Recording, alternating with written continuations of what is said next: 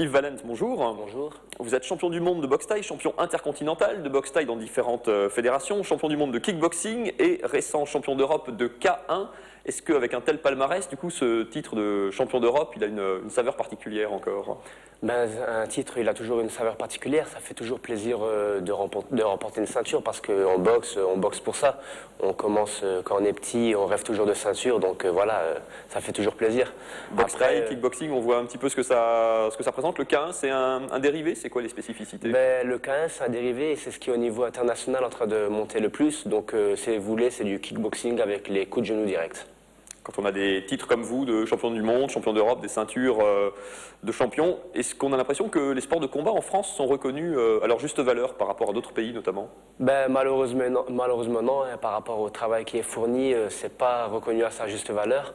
Par rapport à d'autres pays à nous qui sont juste frontaliers, où on est beaucoup plus connu médiatiquement et où on est beaucoup plus reconnu même financièrement, malheureusement la France ne suit pas toujours derrière.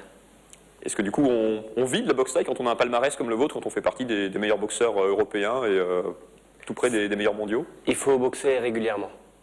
C'est-à-dire qu'on est payé au cachet uniquement en fait pour les titres, pour les combats? Voilà, exactement. On prend des cachets, on peut prendre des bons cachets, mais voilà, on fait de la boxe, un sport qui est quand même assez dur, on n'est pas à l'abri de la blessure. Donc si on boxe pas régulièrement, on peut pas vraiment vivre. Pour progresser et continuer au plus haut niveau, la Mecque évidemment de la boxe thaï, c'est évidemment la Thaïlande. C'est là que vous vous êtes rendu l'an dernier. Vous vous y rendez à nouveau cette année. Dans quel objectif? Tout à fait. Je m'y rendrai à nouveau pour me préparer, bien entendu, parce que la Thaïlande, ça reste l'endroit où on va se perfectionner, où on va améliorer les petits défauts qu'on a. Donc c'est vraiment important d'y aller, je pense, pour progresser. C'est plus dur comme entraînement? C'est plus dur, on est vraiment dans la situation d'entraînement type, on fait que ça, donc on se fixe pour objectif de s'améliorer techniquement, on fait que ça et que ça, voilà. C'est moins confortable aussi qu'en France, les conditions d'entraînement là-bas? Forcément, mais c'est pas plus mal, parce que moi c'est confortable, plus c'est dur et plus sur le ring, ça sera mieux pour nous. C'est-à-dire, c'est l'opposition qui est forte, c'est le style de vie qui est plus frugal? Si vous voulez, 6 heures d'entraînement par jour, voilà, faut être dur mentalement, il y a la chaleur, il fait très très chaud, courir le matin, courir l'après-midi, ça peut que renforcer le mental. C'est pas le même régime comme que vous proposez? Vous entraînez des enfants à Strasbourg, c'est tout à fait, une autre un peu plus soft? Donc moi je m'occupe de la section boxe thaï de la SAK, basée à l'Elzo. Donc j'ai des jeunes, des moins jeunes, j'ai des jeunes de tout âge. Donc on leur fait pas évidemment le même entraînement parce que sinon ils ne reviendraient plus. Mais bon, on leur apprend tout de suite les bases que moi j'ai eu la chance d'apprendre en Thaïlande.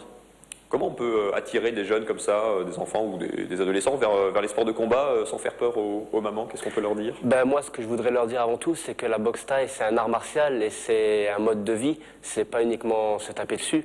La boxe thaï demande beaucoup de respect. Donc, il y a souvent des jeunes turbulents qui viennent chez moi à la salle. Ils commencent, ils sont turbulents, ils finissent la séance, ils le sont moins. Et ils deviennent plus posés par la suite en prenant connaissance des valeurs de la boxe thaï.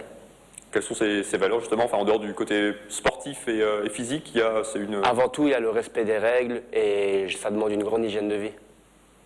Vous avez fait quelques pistes en boxe anglaise aussi, donc avec uniquement les poings, ce qui est quand même complètement différent de la boxe pied-point, que ce soit boxe thaï, kickboxing. Pareil, c'est un complément la boxe anglaise? C'est un complément, donc je m'entraîne au Boxing Club Chitika, mais voilà, j'y vais 2-3 fois par semaine et c'est un gros complément car quand on arrive en pied-point, on a une meilleure vision du combat et depuis que je m'entraîne sérieusement en anglaise, on va dire je gagne quasiment tout en pied-point.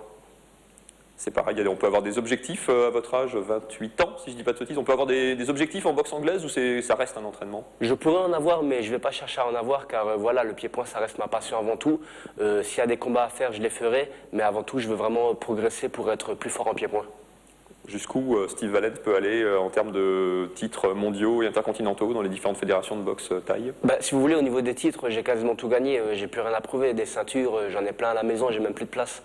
Mais ce que je veux, c'est vraiment rencontrer les meilleurs mondiaux, battre les meilleurs pour monter en grade. C'est ce que je recherche avant tout. C'est la difficulté de la boxe thaï, de ces sports-là, où il y a plusieurs fédérations, un petit peu comme en boxe, où on les connaît un petit peu plus, mais on a du mal à unifier, à dégager la fédération la plus représentative. Voilà, actuellement la plus grosse fédération, ça reste tout de même la WKN.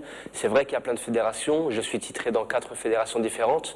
Donc le but, moi ce que j'aime bien avant tout, c'est battre les champions des autres fédés pour essayer de réunir un maximum de titres. Mais comme dit, c'est pas ma priorité. Ma priorité, c'est vraiment battre les meilleurs. Il y a un prochain rendez-vous, c'est déjà fixé? Le 4 avril à Troyes et le 17 avril en Belgique. Et on suivra ça. Merci Steve Valent. Merci à vous.